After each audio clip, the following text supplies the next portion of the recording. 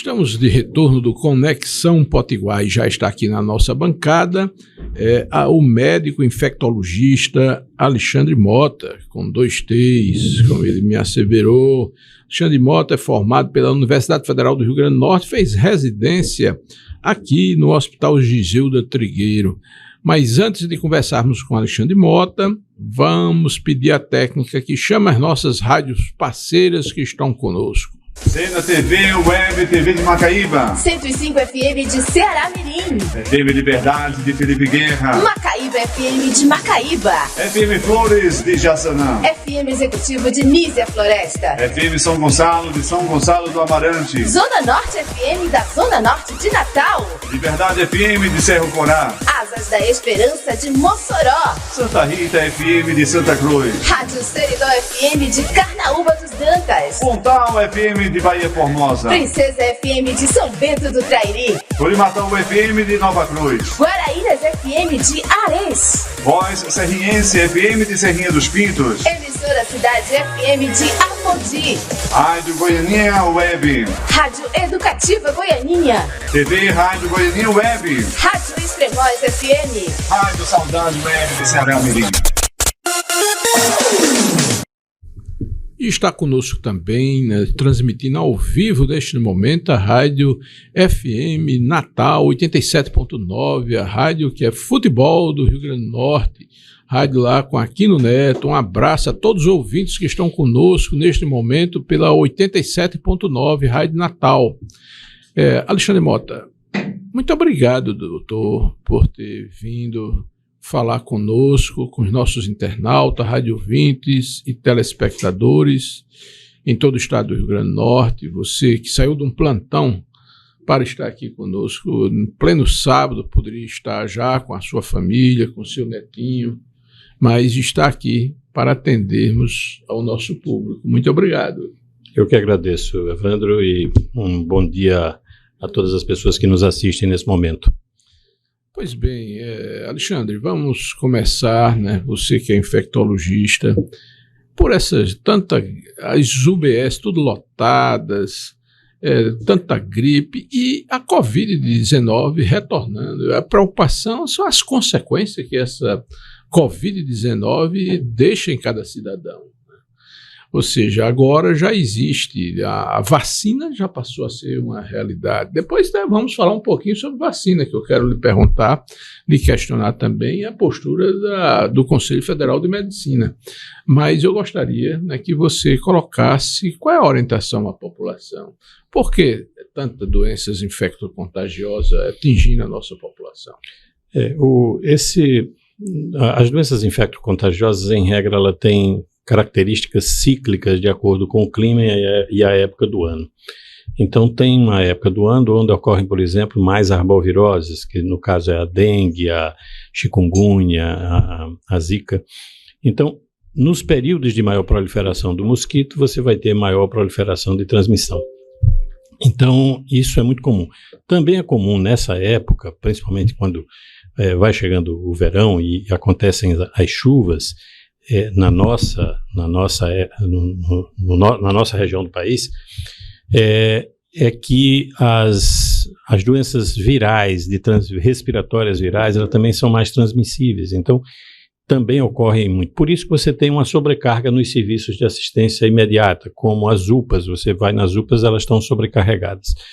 E é óbvio, como a UPA é a porta de entrada para as urgências, você acaba tendo situações onde uma pessoa demora 8 horas para ser atendida. Aí, óbvio que vai caber às prefeituras criar condições de garantir a agilidade desse atendimento, colocando mais profissionais naquelas unidades. Então, isso é uma coisa que o poder público, de uma forma geral, precisa pensar para dar resolutividade.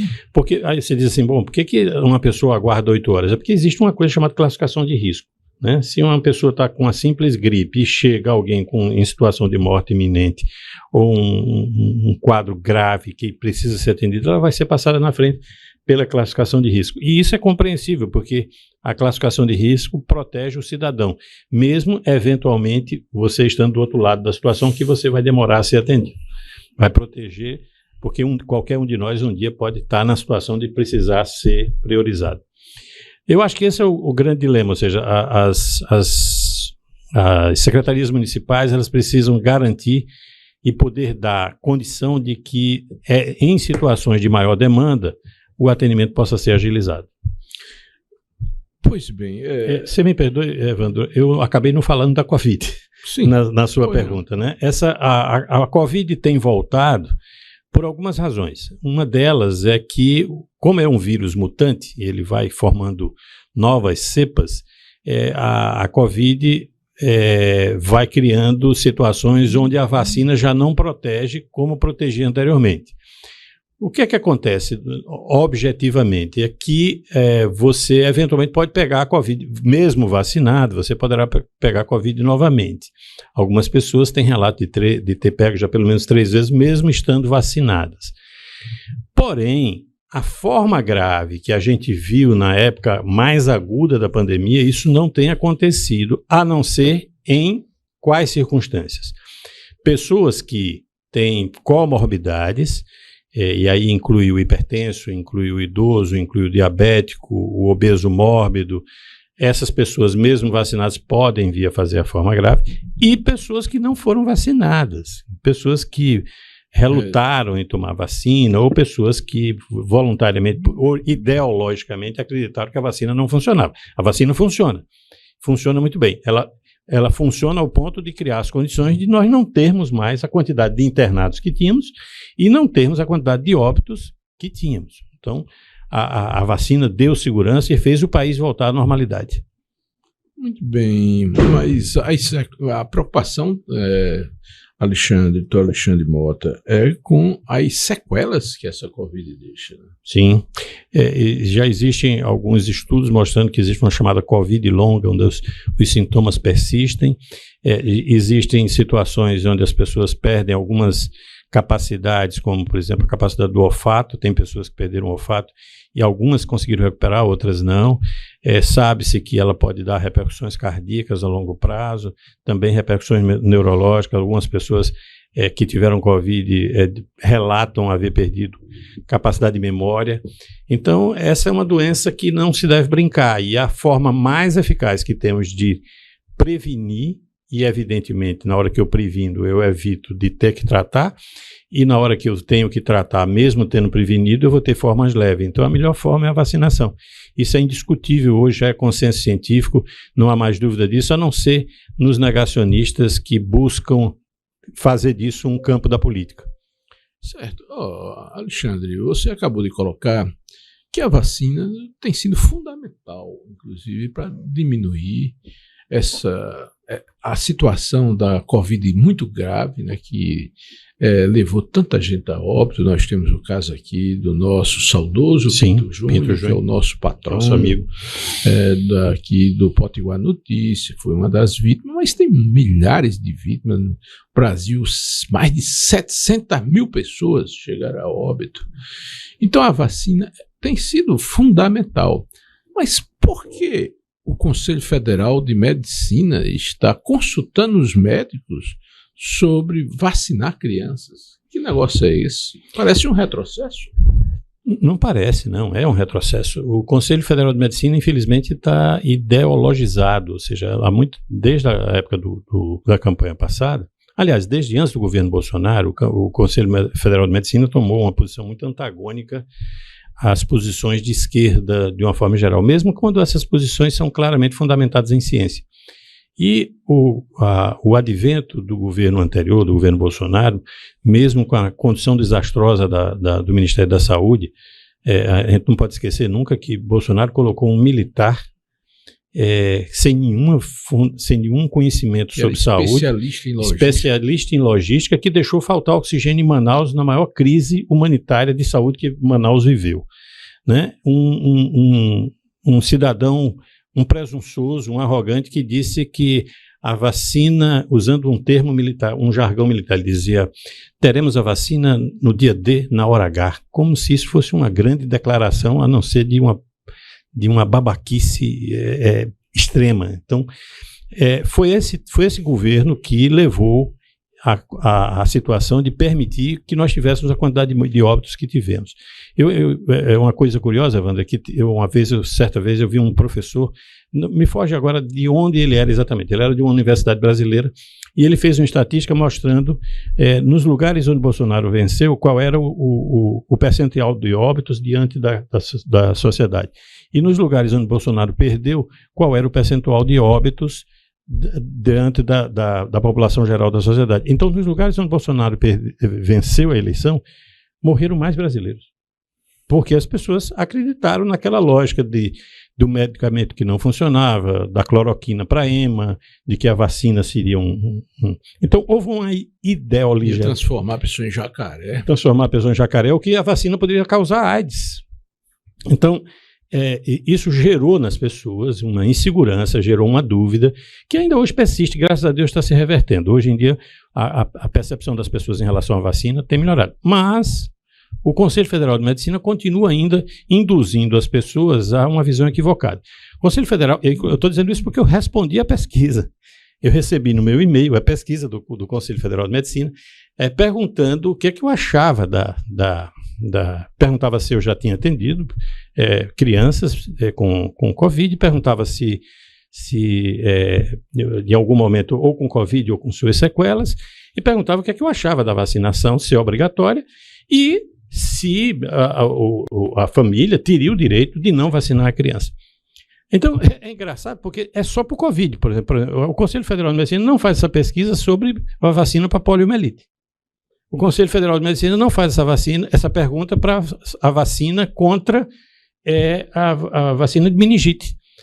Por que tem essa pinimba com a vacina de Covid em relação às crianças? Ora, você imagina o seguinte, imagine que você é médico, né, você está numa situação quando você vai atender um abdômen agudo, que o abdômen agudo tem que operar. Aí o Conselho Federal de Medicina chega para você e diz, você acha que deve operar? Ora, é obrigatório. Isso ou seja, a mim, enquanto médico, na minha situação de médico, eu tendo uma situação emergencial onde a pessoa vai morrer, não me interessa o que o cidadão pensa, não me interessa o que ninguém pensa, eu vou criar as condições de salvar aquela pessoa. Então o Conselho Federal de Medicina não pode perguntar aquilo que é óbvio.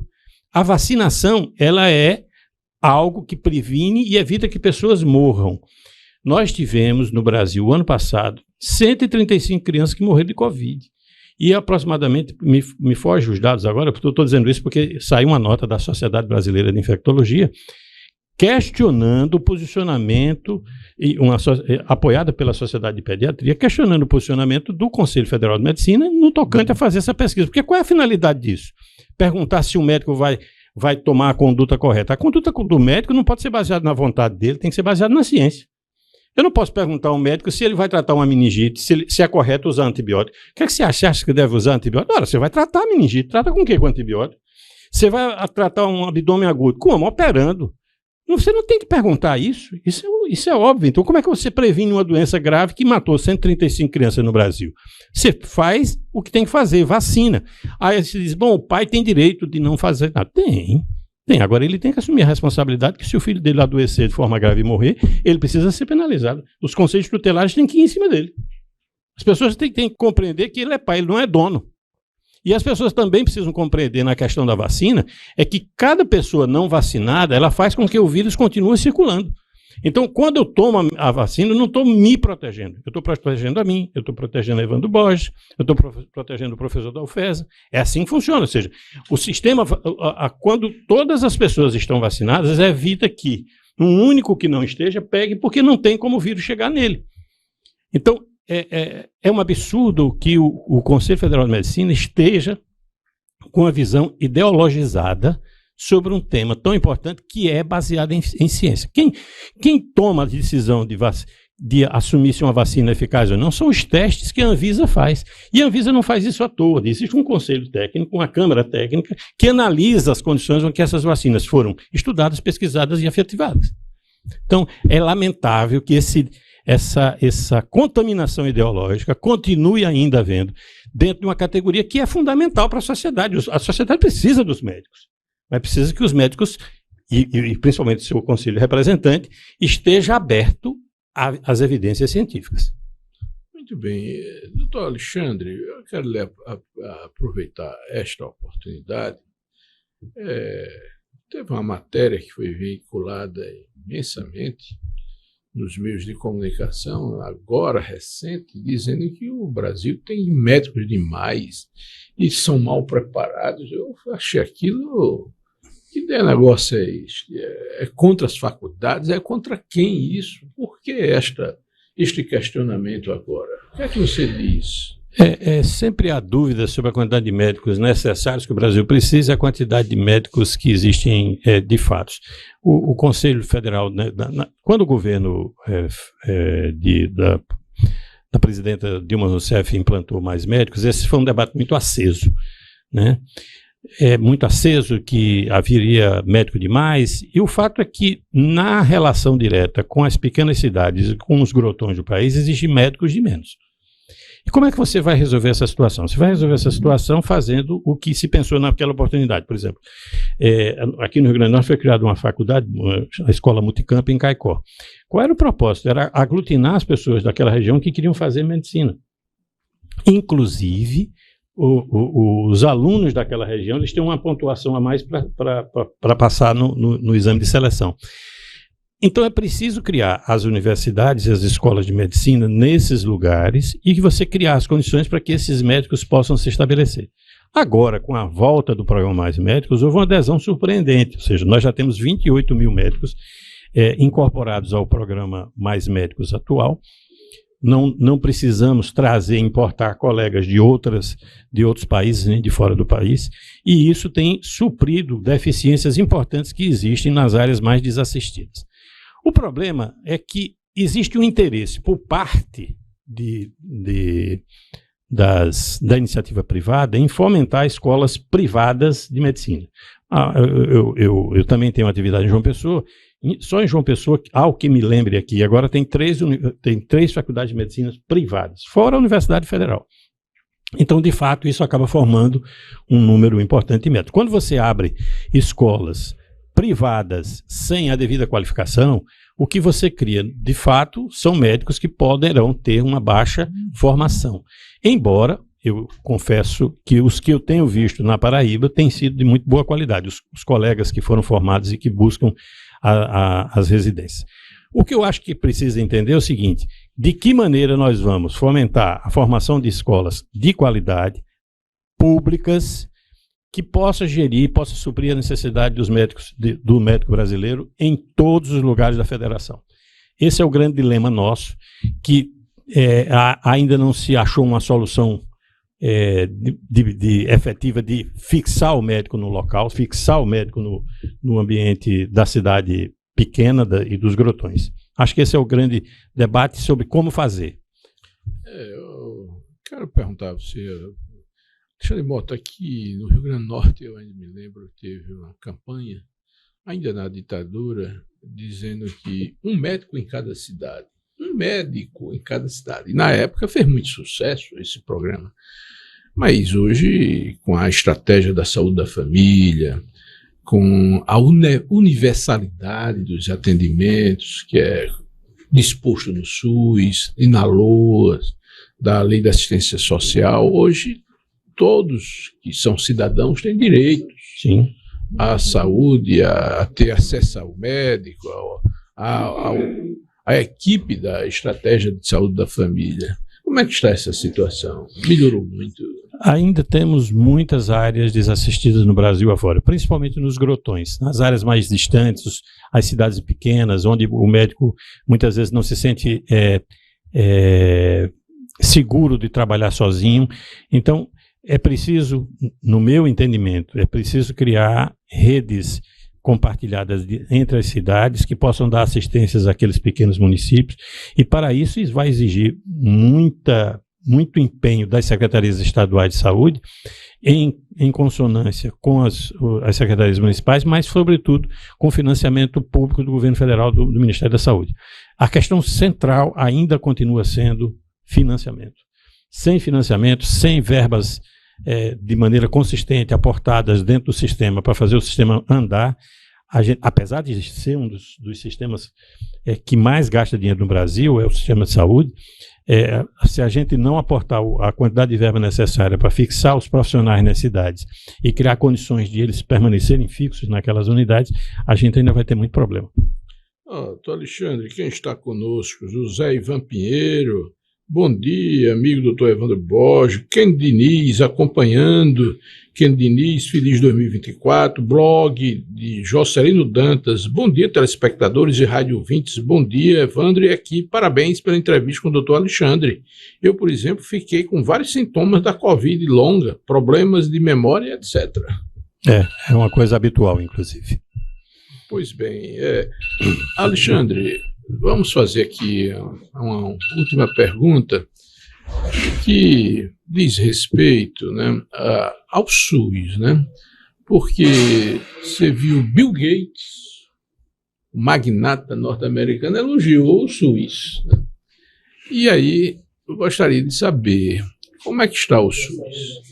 Porque, de certa forma, eu vejo, às vezes, tantas querelas, inclusive judicial, na obrigação dos entes federados. Isso é coisa para o município. Não, é do Estado e tal. Como é que está o SUS? O SUS ele é uma instituição que funciona muito bem para aqueles elementos onde o SUS tem autofinanciamento. Exemplo, a alta complexidade, ele funciona muito bem. Se você precisar colocar um stent, você vai ter essa oportunidade muito mais fácil do que se você precisar ter uma consulta mais simples. Se você precisar fazer um tratamento renal, você também vai ser assistido de uma maneira muito mais rápida, uma diálise, por exemplo, do que se você precisar fazer algum tratamento, uma cirurgia mais simples de vesícula, o que for. Então, o SUS, o grande problema dele é financiamento e a questão do gerenciamento que precisa ser aprimorado nessa interligação dos, como você diz, dos entes federativos, ou seja, o Ministério da Saúde junto com as demais secretarias e demais